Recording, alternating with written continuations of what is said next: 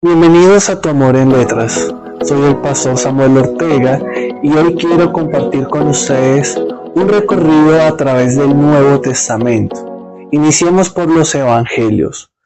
Así como en el Antiguo Testamento, los 5 libros de Moisés, Génesis, Éxodo, Levítico y Números, y Deuteronomio son la base para entender todo el Antiguo Testamento. Asimismo, en el Nuevo, los 4 evangelios, el Evangelio según San Mateo, según San Marcos, según San Lucas y según San Juan, son la base para poder comprender y entender todo el Nuevo Testamento. Estos 4 evangelios fueron escritos, 2 por discípulos de Jesús y los otros 2 fueron escritos por discípulos de los discípulos de Jesús. El caso de Mateo y Juan son 2 apóstoles que caminaron con Jesús, que vivieron en el tiempo de Jesús y que fueron copartícipes del ministerio terrenal de nuestro Señor Jesucristo. En contraste, el evangelista Marcos y el evangelista Lucas no conocieron a Jesús aquí en este ministerio terrenal.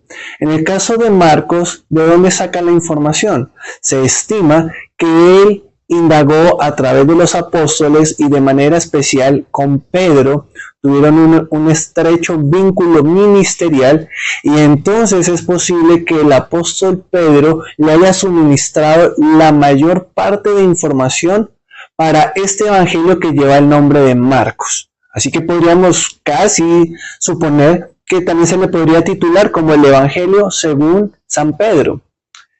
Por otra parte, el Evangelio de Lucas, o este escritor, va a ser un médico que va a investigar profundamente todos los sucesos y acontecimientos relacionados con Jesucristo. Y una de sus fuentes primarias será el apóstol Pablo, ya que Lucas va a ser discípulo del apóstol Pablo.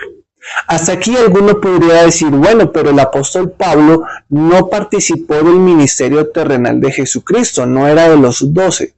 Sin embargo, Pablo es reconocido como apóstol de Jesucristo, ya que Cristo mismo se le manifestó y se le reveló en el camino hacia Damasco.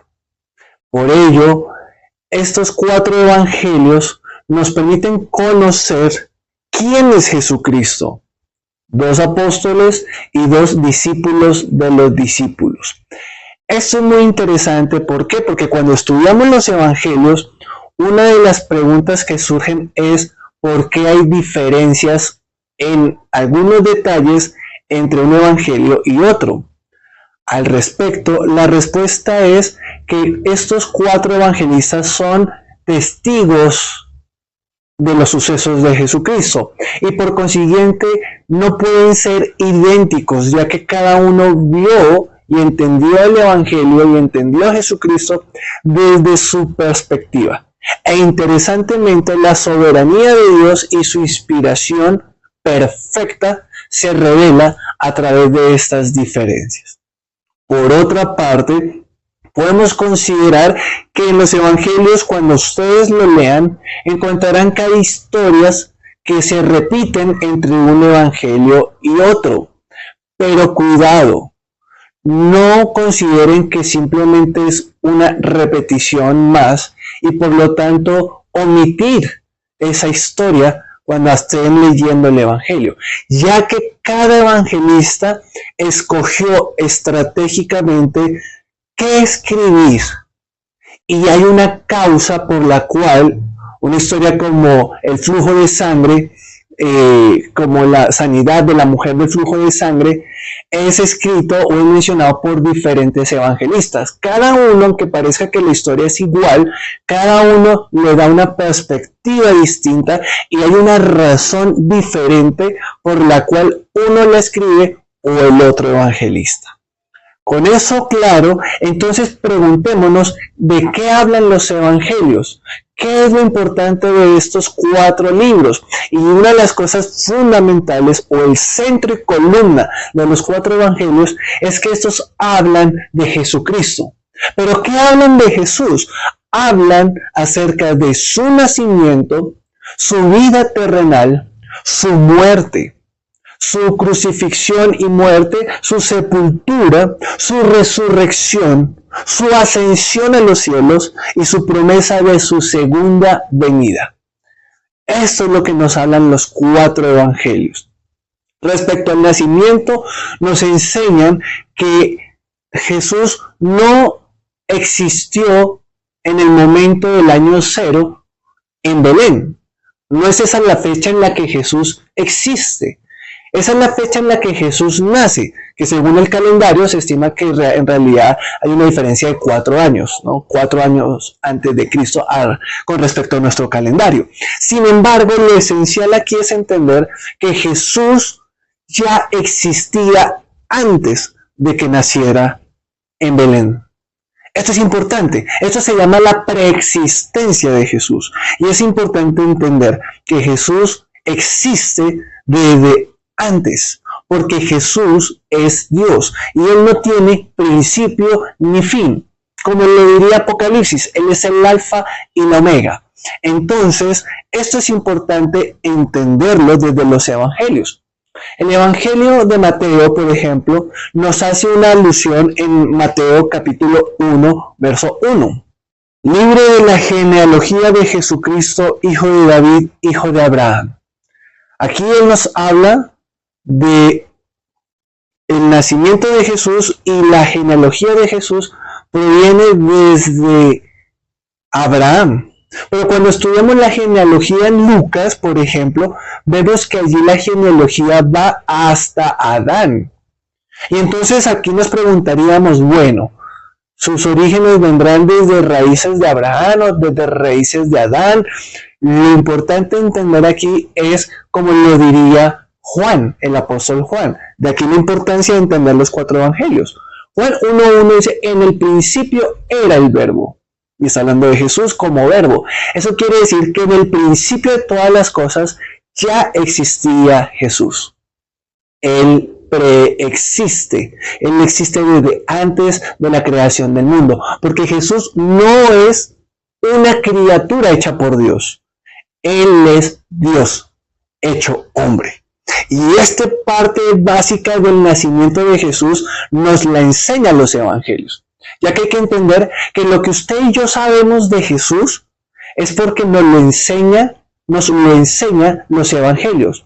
No hay ningún otro libro en el mundo que hable de Jesús, salvo 1 o 2 escritos antiguos como Josefo, por ejemplo, donde va a hacer una mención muy superficial, muy general acerca de un Jesús de Nazaret, acerca de un Jesús que murió en una cruz.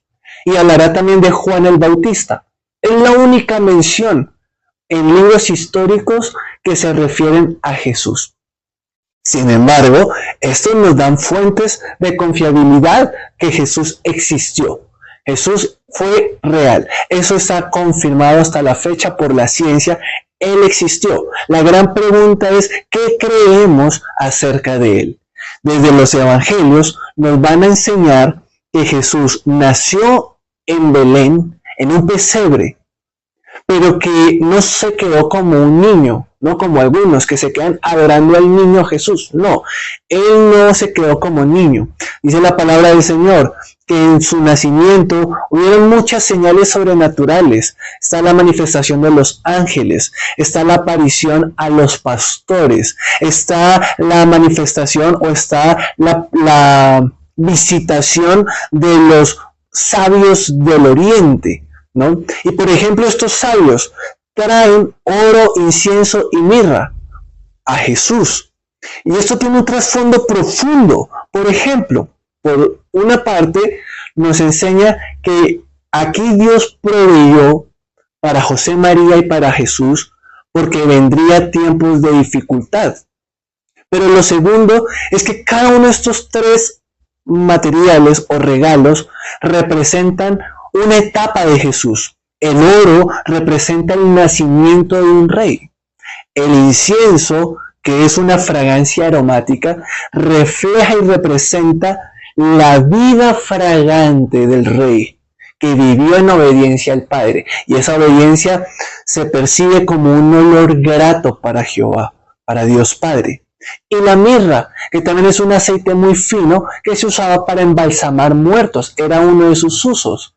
Y esta representará la muerte del Señor Jesucristo. Miren cómo con estos regalos ya Dios profetiza y revela nacimiento, vida y muerte de nuestro Señor Jesucristo desde el mismo pesebre, desde el día 1 que Jesús fue encarnado en un cuerpo humano. No solo el nacimiento nos habla los evangelios, también nos habla de su vida ministerial, ¿no? Y conocemos ahí en la palabra del Señor que Él creció hasta los 12 años con sus padres, ¿cierto? Es presentado en el templo cuando recién nace, y sobre los 12 años está la visitación a Jerusalén, donde Él se extravía, y cuando José y María buscan y lo encuentran, le preguntan ¿dónde estabas? Y él le dice, en los negocios de mi padre estoy, confirmándonos que su padre era Dios eterno, Dios Padre. Y después de esto hay un silencio hasta sus 30 años. Aquí algunas personas discrepan y presuponen y suponen cosas, y canales como History Channel y bueno, una cantidad de programas que se llaman ciencia entre comillas, ¿no? Y encierran una cantidad de mitos de lo que hizo Jesús durante esa etapa hasta los 30 años, pero lo que científicamente sí está confirmado es que no hay evidencia absoluta de qué pasó durante esos 30 años. ¿Qué es lo interesante? Lo interesante no es preguntarnos qué pasó en ese tiempo. Lo interesante es ver que con la información que tenemos, que es una información de 3 años de Jesús, de sus 30 hasta sus 33 años, marcó la historia, marcó el antes de Cristo, después de Cristo, y hoy, después de 2000 años de que Él vino, seguimos hablando de Él y sigue transformando vidas. Así que enfoquémonos en esos 3 años de Jesús. Él tiene una vivencia ministerial donde Él busca obedecer al Padre en todo lo que hace. Él dice, las obras que hago no son mías, son de mi Padre que me envió. Y en esos años tenemos 3 etapas. La primera etapa es la etapa del Cristo desconocido. Nadie conoce a Jesús y Jesús prefiere no hacerse público, no hacerse notorio en eventos masivos, sino que Él se mueve persona a persona, sanando, liberando y enseñando de manera individual a algunas personas, a algunos enfermos. Y durante ese camino, Él enseña grandes verdades, como por ejemplo su primer predicación. Su primer predicación es arrepentidos porque el reino de los cielos se ha acercado. Pero antes que Él predicara, Él se bautiza y es tentado en el desierto. Y todo esto nos enseña quién era Él y cómo era el vencedor victorioso. Entonces, Él poco a poco empieza a ser reconocido y después de 1 año aproximadamente se crea una popularidad muy grande. Así que en este segundo año se le llama a Jesús como el Jesús popular, ¿sí? Aquel que las multitudes siguen, aquel que todos quieren tocar, aquel que todos quieren escuchar, porque sus palabras son palabras de vida eterna. Lo dicen los evangelios. Los evangelios dicen que sus palabras eran como de quien tenía autoridad. Los evangelios dicen que sus palabras eran de un gran maestro ante quienes los fariseos y saduceos no tenían cómo responder y cómo cuestionar ni confrontar, porque era el maestro de los maestros, el gran maestro. Pero no solo era maestro, también era sanador, y Él sanaba, y no solo sanaba el alma, no solo sanaba el cuerpo, también restauraba el espíritu, y de ahí trae su mensaje de salvación y sanación. Estas 2 palabras vienen de la misma raíz. Así que Él salva y Él sana. Y esto es lo maravilloso de los milagros de Jesús. Y Él sana al ciego, y sana al sordomudo, y sana al paralítico, y sana a la mujer del flujo de sangre. Y hace muchos milagros para demostrar que Él venía de parte de Dios. Ese era el propósito de los milagros, testificar quién era Él. No solamente hace milagros, también enseña, también liberta, también provee. Y tiene una cantidad de elementos ricos que encontramos en cada uno de los evangelios y que invito a que exploren. Sin embargo, después llegará su último tiempo, que será el tiempo de la oposición. Se levantarán los líderes, los gobiernos de ese tiempo y buscarán la manera de hacerlo caer, la manera de matarlo. Y lo interesante de esta tercera etapa de su vida es que nadie tuvo cómo acusarle, sino solamente con falsos testimonios. Sin embargo, en medio de esta oposición, cierra y concluye esta etapa en la crucifixión.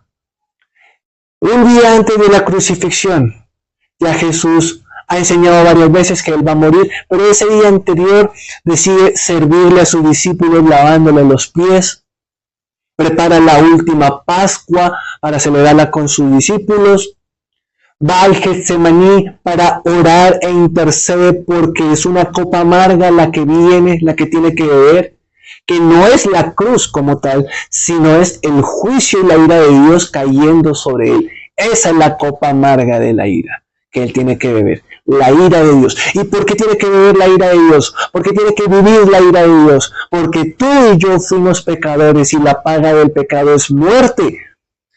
Pero Él prefirió llevar nuestra muerte en la cruz del Calvario para que tú y yo vivamos eternamente con Él. Si crees y si lo recibes en tu corazón. Eso no es para todos, es para aquellos, como dice Juan 1:12, para todos los que creen en Jesús y lo reciben como Señor y Salvador. No solo sé mi Salvador, sino también sé mi Rey. Estoy dispuesto a obedecerte. Esos son los principios para la salvación. Y Jesús entonces va a ser arrestado, va a ser traicionado por Judas Iscariote, va a ser vendido, va a ser negado por Pedro y irá a la cruz del Calvario. Y en la cruz del Calvario expresará 7 palabras maravillosas, como por ejemplo la primera: Dios mío, ¿por qué me has abandonado? Una afirmación en la que Él está diciendo: ¿por qué me abandonaste? Y realmente en ese momento el Padre se separó del Hijo. Por única vez en todos los tiempos se separa el Padre y el Hijo, porque ellos son uno solo, pero se separan porque el pecado de la humanidad caía sobre Jesús y Dios no podía estar vinculado con el pecado, así que es separado. Y después vienen otras palabras, y durante toda esa etapa viene toda la ira de Dios cayendo sobre Jesús, asumiendo la copa amarga de tu pecado y de mi pecado. Y termina diciendo: en tus manos encomiendo mi espíritu, y muere. Y cuando muere, vuelve otra vez el Padre y el Hijo a unirse espiritualmente. Y con esta muerte del justo por los injustos podemos ser salvos. Y Jesucristo muere por tus pecados y por los míos. Es enterrado, es sepultado, pero el tercer día resucita. Y aquí surge una gran pregunta: ¿cómo estar seguros que Jesús sí resucitó de los muertos? Es más sencillo de lo que creemos la respuesta. Y una de las mejores respuestas que he encontrado ha sido la que da Josh McDowell en su libro Más que un carpintero, donde él dice: no hay otra forma de responder lógicamente sino con la resurrección de Jesús ante el cambio radical que tuvieron sus apóstoles. ¿A qué se refiere Josh McDowell allí? En que antes de la crucifixión, una noche antes, Los 12 apóstoles están temerosos, están acobardados, huyen, tienen terror del imperio romano, de los fariseos, de los saduceos, de todos los enemigos de Jesús, y huyen como cobardes. Pero 3 días después, milagrosamente, tienen un cambio radical en su actitud y ahora están dispuestos a hablar públicamente de un Jesús que resucitó, aunque eso les implique la muerte. Entendamos eso. La idea de que ellos dijeran que Jesús resucitaba, con eso no iban a ganar plata, con eso no iban a ganar formalizar una gran religión y ser los grandes líderes morales y éticos de la época. El hecho de que ellos confesaran en ese tiempo Jesús resucitó les implicaba a ellos una pena de muerte. Una pena de muerte, porque estaban hablando de la resurrección de alguien que el imperio había matado. Y esto es lo peor que podía pasarle al imperio. Por lo tanto, solo la resurrección genuina de Jesús y ellos teniendo la seguridad de haberlo visto, es lo único que puede afirmar el cambio radical de ellos. Y cómo aún así, años después, ellos van a morir gozosamente entregando su vida a cambio de la verdad que Jesús resucitó. Yo lo creo. ¿Tú lo crees? Yo creo que Jesús resucitó. Pablo lo dice, si Jesús no resucitó, vana es esta predicación, así que pague y vámonos. Pero si Él resucitó, más vale que tú creas que Él es lo que dijo que era Él era el camino, la verdad y la vida, y que nadie podía ir al Padre sino por Él. Porque si Él resucitó, todo lo que Él dijo era la verdad. Y si es la verdad, tú tienes hoy ya que empezar a tomar una decisión. ¿Qué vas a hacer con esa verdad que tú estás escuchando en este mismo instante? ¿La aceptarás o la rechazarás?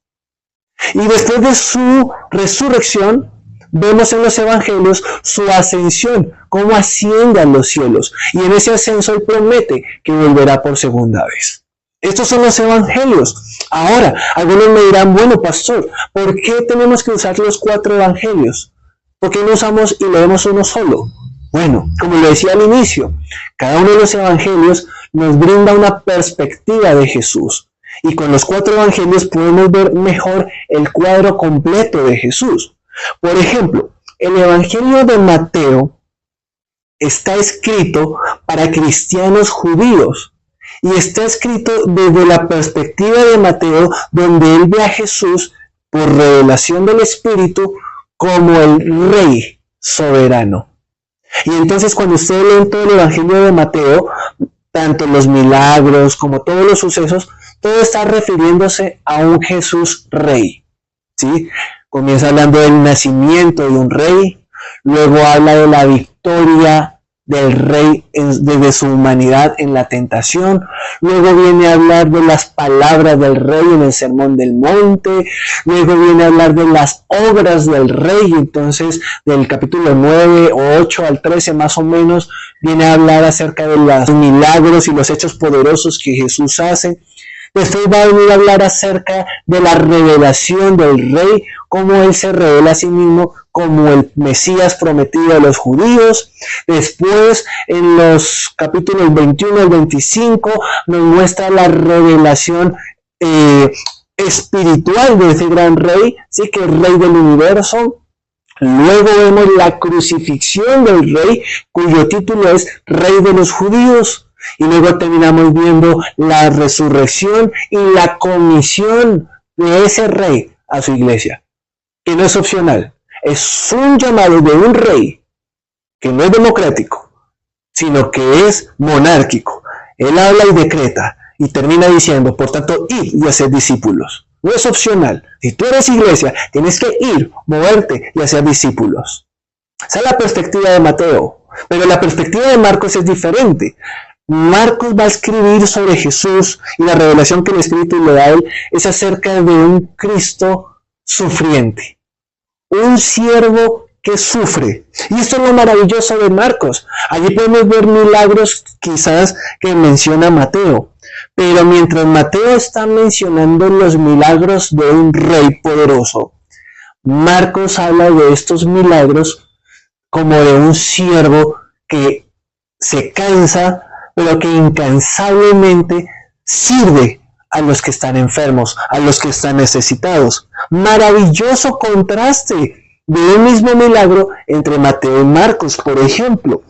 Así que allí en el Evangelio de Marcos podemos ver de manera especial a ese Jesús humano, a ese Jesús que sufre, a ese Jesús que tiene sentimientos humanos. Allí en el Evangelio de Marcos, por ejemplo, encontramos expresiones como Jesús se decepcionó. Estos son sentimientos humanos. O Jesús se cansó. O se asombró de la incredulidad de la gente. O gimió. O tenía un afecto profundo por los que le rodeaban. Cabe entender lo siguiente. La humanidad de Jesús no niega su divinidad. Una cita, Marcos 10:45. Porque el Hijo del Hombre no vino para ser servido, sino para servir y para dar su vida en rescate de muchos. Este es el tema de Marcos, un siervo incansable. Ahora conozcamos la perspectiva de Jesús desde el Evangelio de Lucas. Este escribe bajo la idea de un Jesús cuyo título es El Hijo del Hombre. Y esta idea nos enseña, o lo que nos da a entender, es que Jesús es el hombre perfecto. El Hijo del Hombre es una idea que viene desde el libro de Ezequiel, pero en el texto del Nuevo Testamento nos viene a hablar acerca de un Jesús que es hombre, pero no tiene pecado, un hombre perfecto. Mientras que el primer Adán existió y pecó, Jesús existió, nació, vivió en carne humana, en cuerpo humano, pero nunca pecó. Esta es la esencia de hablar de un Jesús, Hijo del Hombre, o el hombre perfecto. Y Lucas, a través de las parábolas, los milagros, las enseñanzas que él narra, nos muestra y nos quiere mostrar por dirección del Espíritu Santo. Recordemos que ellos fueron guiados por inspiración divina a escribir. Y lo que escribieron y llega hasta nuestros días es inspiración divina. Y en esa inspiración divina, Dios guía el corazón de Lucas para que escriba desde la perspectiva de un Jesús que fue humano, pero que nunca pecó. Por eso, su divinidad tampoco se vio afectada. Ahora, leamos un texto del Evangelio de Lucas para que entendamos esta idea. Lucas capítulo 19, verso 10. Porque el Hijo del Hombre vino a buscar y a salvar lo que se había perdido. El Hijo del Hombre, aquí está. El título atribuido a Jesús como el hombre perfecto, el hombre sin pecado. Vino a buscar y a salvar lo que se había perdido. Jesús no hubiera podido salvar si él hubiera sido pecador. Jesús no hubiera podido salvar al mundo si él hubiera sido un pecador, porque hubiera sido una ofrenda imperfecta. Y Dios demandaba una ofrenda perfecta, sin mancha. Y por eso la obra de Jesús en la cruz del Calvario es maravillosa, porque allí vemos al sacrificio perfecto para que tú y yo seamos salvos. Y ese Jesús allí en el Evangelio nos enseña que Él nos comprende en la tribulación, en los momentos de dolor, en los momentos de angustia. Él nos entiende porque fue humano, pero se diferencia categóricamente de nosotros porque Él nunca pecó. Ahora, el cuarto evangelio, que es el evangelio de Juan, nos va a dar otra perspectiva. Y esta perspectiva es la del Hijo de Dios. Mientras que Lucas habla del Hijo del Hombre, refiriéndose a un hombre perfecto, Juan habla del Hijo de Dios, haciéndose referencia no a que Jesús fue concebido por Dios y que Dios creó a Jesús. No, Jesús no es creación. Jesús no inició su existencia en el año 0, allí en Belén de Judea. No, Jesús es preexistente y por eso leemos Juan 1:1, que dice, en el principio estaba el verbo. Así que Jesús estaba desde antes de la creación. Y eso es fuerte, ese versículo 1 es poderoso, porque nos enseña ya ahí con ese solo versículo que Jesús no es creación, que Jesús estaba desde el principio con Dios. Ahora, no solo habla de su origen, diciendo que él estaba desde el principio, dice que estaba con Dios. Así que, ¿Dios desde cuándo está? Bueno, desde la eternidad. Dios es eterno. ¿Jesús desde cuándo está con Dios? Bueno. ¿Sí? Dios Padre es el Padre eterno. Por lo tanto, Jesús tiene que ser el Hijo eterno. ¿Sí? Mi papá tiene 43 años de ser papá porque 43 años tiene el hijo mayor. Mi padre es padre a partir del nacimiento de su primer hijo. Si Dios Padre es Padre eterno, entonces el Hijo cuando nació. Bueno, es eterno. ¿Sí me hago entender? Y aquí Juan con el capítulo 1, verso 1 nos quiere confirmar esto. Jesús no es creación de Dios. Jesús es Dios. Y por eso lo confirma diciendo en el principio del verbo, hablando que el verbo es Jesús, que es la palabra viviente, la palabra encarnada. Eso se refiere al verbo, la palabra o la acción de Dios encarnada.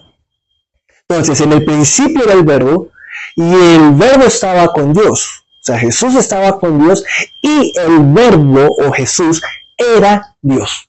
Categóricamente marcado. Entonces, cuando hablamos del Hijo de Dios, tenemos que hablar también o entenderlo como Jesús es Dios. Jesús es Dios. Y por consiguiente, el Padre es Dios, el Hijo es Dios, el Espíritu Santo es Dios.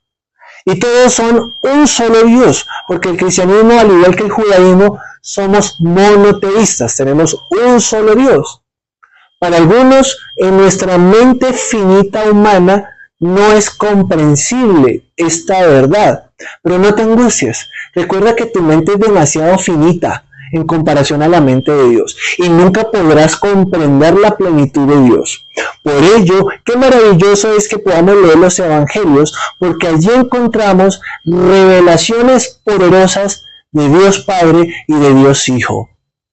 Y el evangelista Juan, en su libro, nos va a dar justamente profundidad en estos dos temas, en Dios como Padre. Esto es importante. ¿Por qué es importante entenderlo?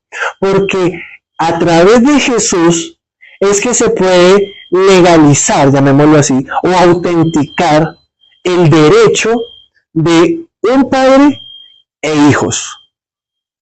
Antes de que viniera Jesús, eso no existía.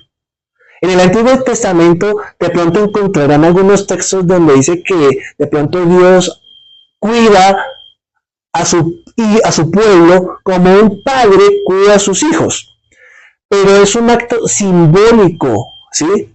Refiriéndose a la figura de papá, pero no es papá. En el Antiguo Testamento Dios fue creador o fue el Dios de su pueblo, no más. Pero en Jesús encontramos esta nueva revelación, y es que Dios ahora puede ser Padre de nosotros. Dios nos puede adoptar como sus hijos. Y como dice Juan 1:12, en Jesús y a través de Jesús podemos, si creemos y recibimos a Jesús, podemos ser hijos de Dios. Creer, yo creo que Jesús es Dios y lo recibo. Este recibir se refiere a, no solamente creo que Jesús es mi Salvador, sino que Jesús es mi Rey. Entonces yo estoy dispuesto a creer que Él me salva, pero estoy dispuesto a obedecerle como mi Rey.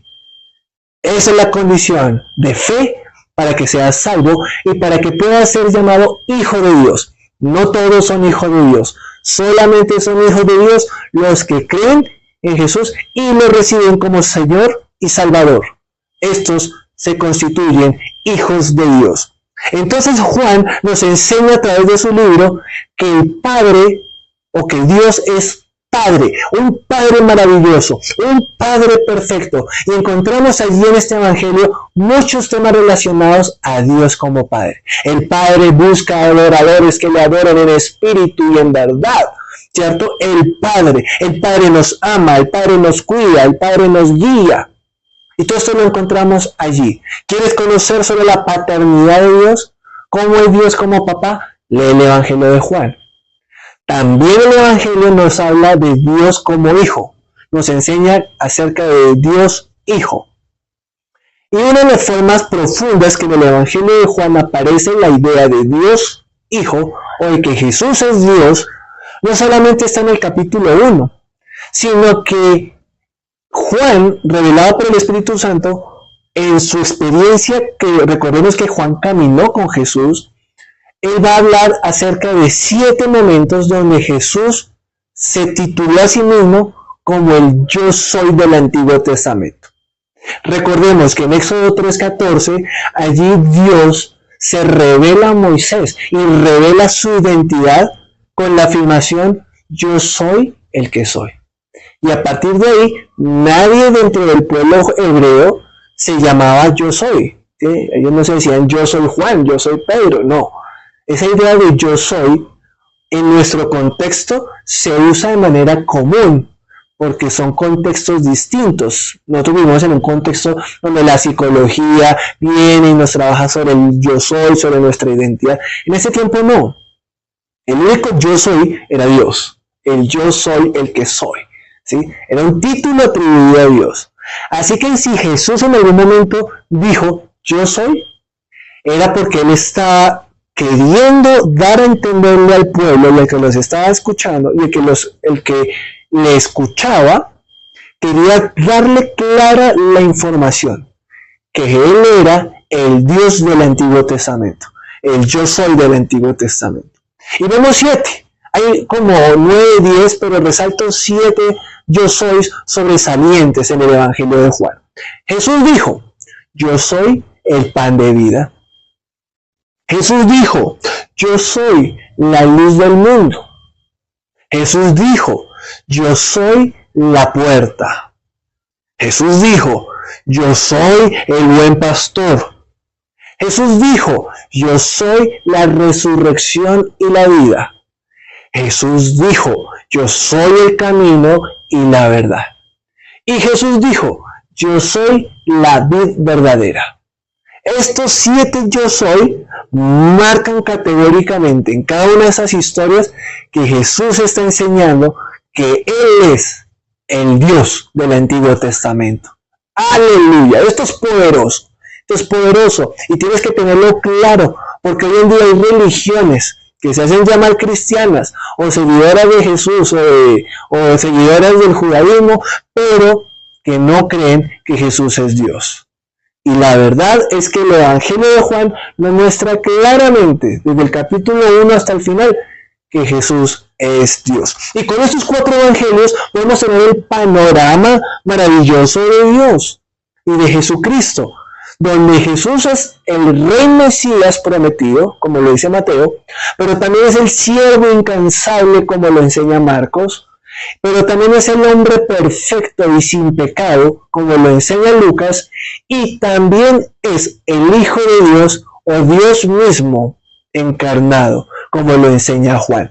4 perspectivas, 4 caras de una caja donde ninguna se contradice, sino que todas se complementan y nos permiten a ti y a mí conocer quién es Jesús. Y a partir de esa información y de esa verdad que estás escuchando hoy, debes tomar una decisión. ¿Creo o no creo? No hay punto medio. Pero mientras reflexionas en ello, quiero cerrar esta enseñanza con un último texto que está en el Evangelio según San Juan, capítulo 20, verso 30 al 31. Hizo además Jesús muchas otras señales en presencia de sus discípulos, las cuales no están escritas en este libro. pero estas se han escrito para que creáis que Jesús es el Cristo, el Hijo de Dios, y para que creyendo tengáis vida en su nombre. Concluyo con lo siguiente. Los evangelios nos hablan de Jesús, su nacimiento, vida, muerte, resurrección, ascensión y segunda venida. Cada uno desde diferentes perspectivas. Y estos 4 evangelios no contienen todo lo que hizo Jesús. No lo contienen. Pero son suficientes para que tú, leyéndolos, los 4 evangelios, escuchándolos y entendiéndolos, tomes la decisión de creer que Jesús es el Hijo de Dios o rechazar esta verdad. Pero el texto bíblico dice, esto fue escrito para que tú creas. Mira, si tú lo lees, no hay forma de dudar que Jesús es Dios. Esto se escribió para que creas que Jesús es el Cristo, el Hijo de Dios, y para que creyendo tengáis vida eterna en su nombre. ¿Quieres tener vida eterna? Debes creer en Jesús. No hay otra forma. No hay otra forma. ¿Quieres ser salvo? Debes creer en Jesús.